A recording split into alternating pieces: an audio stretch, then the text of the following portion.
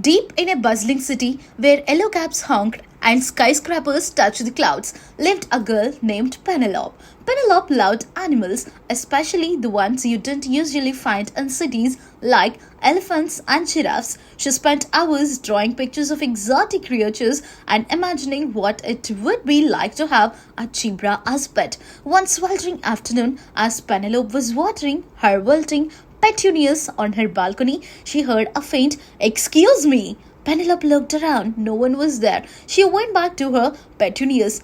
"Pardon me," the voice said again, a little louder this time. Penelope nearly dropped her watering can, perched precariously on her railing, wearing a tiny, perfectly pressed bow tie, was a penguin, and not just any penguin, but a very, very polite gin penguin. "Good afternoon, miss," the penguin said, bowing slightly. "My apologies for the intrusion, but might I trouble you for a spot of ice?"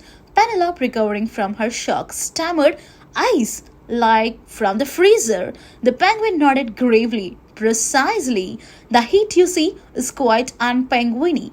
Penelope, still bewildered, invited the penguin, who introduced himself as Percival, inside.